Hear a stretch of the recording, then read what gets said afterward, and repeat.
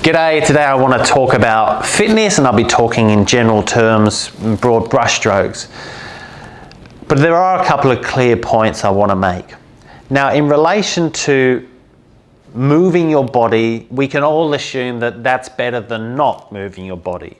Doing something is better than not doing anything.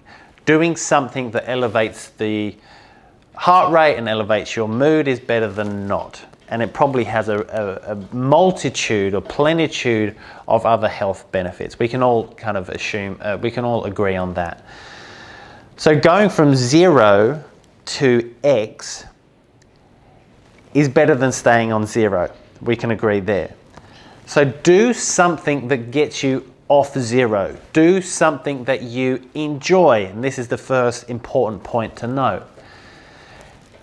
In relation to going from 0 to doing some form of exercise, the most important thing here is adherence, sustainability. So doing something that you enjoy, you're more likely to adhere to that. It's common sense. So we don't all love going to the gym. We don't all love working out in a high intensity environment. We don't all love lifting weights. It doesn't matter, scratch that. Just insert something that you genuinely enjoy, and it can be anything that elevates the mood and elevates the heart rate and gets you moving in some way, shape or form. The second thing to look at is, if you do want to look at getting the biggest bang for your buck in relation to the energy put in and the results to come out of that, is to structure your regime to incorporate some strength training. And ideally you want to be hitting a rep range that creates some adaptation. Now, the parameter here is very wide.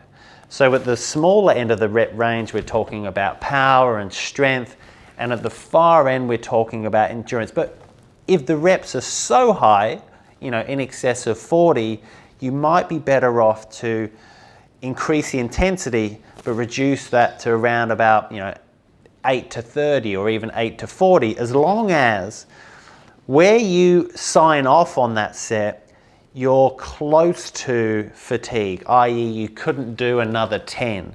You might be able to do another 1, perhaps another 2, but you couldn't do another 10, 20 or 30. So an aim to do maybe 3 or 4 or 5 of those sets. As long as we're getting some muscular activation and we're getting close to fatigue, the results will follow. The third thing to look at when we're talking about fitness and adaptation in terms of getting healthier and stronger and fitter is to sprinkle some activity throughout the week, and it can be just doing it once or twice. Something that raises your heart rate as close to max as possible, and your max is by and large 220 minus your age.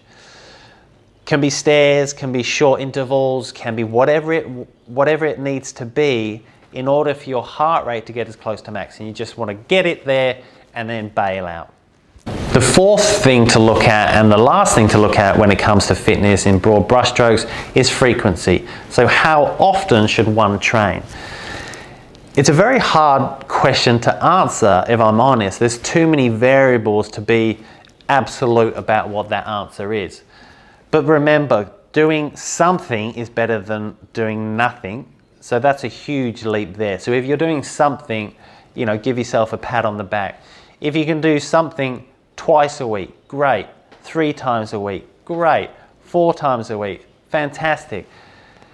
You could argue that you could do something every day or even 2 sessions a day. It really depends on what your starting point is, what your goal is, and your time that you have to train. So don't get caught too much in the weeds with that. If you're doing nothing, try and do something, then maybe add another session, but there's no rush for this. It can happen over a course of time. Just give yourself a big pat on the back if you're going from nothing to something, and do something that you enjoy. All right, thanks for listening.